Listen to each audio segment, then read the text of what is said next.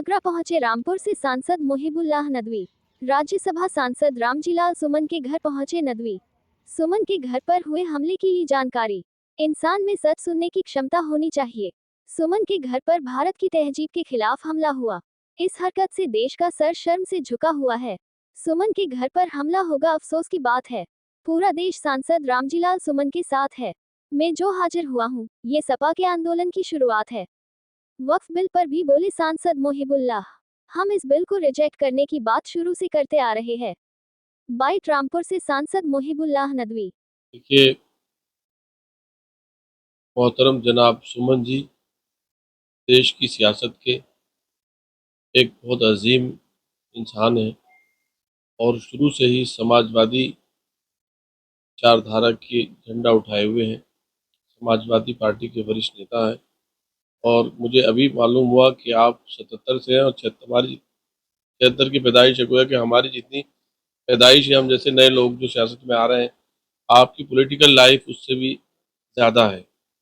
और बड़े अफसोस की बात है, हमारे देश का ये कल्चर नहीं है फ्रीडम ऑफ स्पीच के आदमी को अपने मन की, अपने नज़रिए की बात कहने की और उसके बाद सुनने की क्षमता ये होना चाहिए।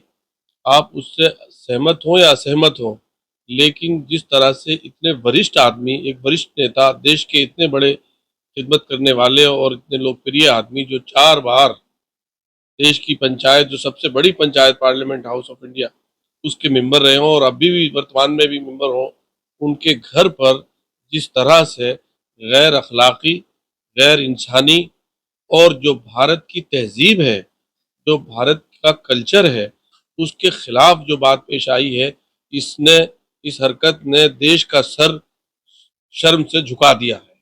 और ये बात सिर्फ भारत के अंदर ही नहीं, बल्कि आज की दुनिया में, जैसे आप सब लोग मीडिया के मित्र सब जानते हैं कि आज कोई बात पेश आती है कहीं पर, तो फिर वो आगरा तक सीमित नहीं रहती। और आगरा तो इंटरनेशनली फेमस प्लेस है और यहाँ के इतने लोकप्रिय और इतने अजीम सियासतदान के घर पर ये वाक़या पेश हो, तो वो इंटरनेशनली जो है वो एक न्यूज़ बनती है और सारी दुनिया उसको देखती है कि भारत में अब डेमोक्रेसी और लोकतंत्र का क्या हाल है। इस वजह से ये बहुत ही अफसोसनाक खबर है।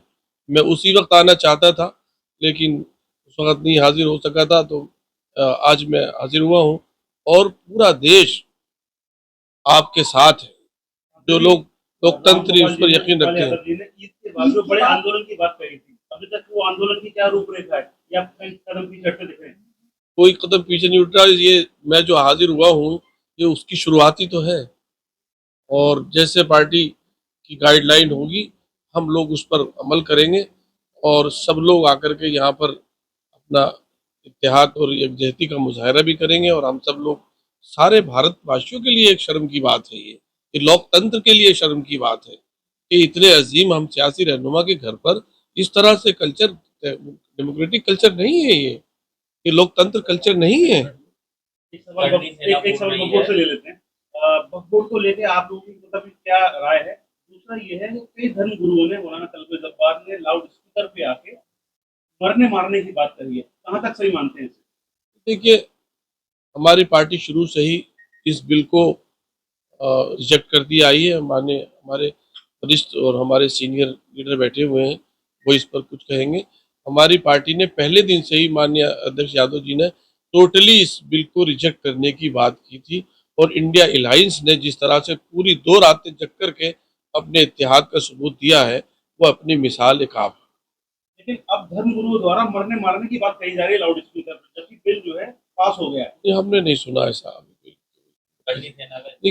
ये जो कहने की बात होती है, असल अपने जज्बात पहुंचाना होते हैं कि हम, कानून ने जो हमें प्रोटेस्ट करने का इख्तियार दिया है, उसके तरीके से करने की बात कही होगी। उसमें भी तो लोग एम्स वगैरह तक में जो है वो बेचारों ने, बहुत से लोग अनशन पे रहे और चले गए, कितने किसान जो बैठे बैठे चले गए। तो मौलाना का मकसद भी यही रहा होगा कि हम, जो संविधान ने हमें तरीके बताए हैं, हम उस तरीके से करें। बड़ा सम्मेलन होने जा रहा है आगरा में, पहली सेना का, उसको लेकर क्या करेंगे? मैं नहीं समझता कि किसी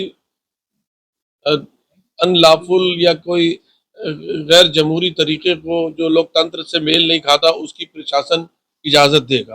प्रशासन का काम ही लोकतंत्र के तरीके से एडमिनिस्ट्रेशन को चलाना है। कर्ली सेना बोल रही है कि रामजीलाल सुमन अगर अपने बयान पर माफी मांगे तो मामला।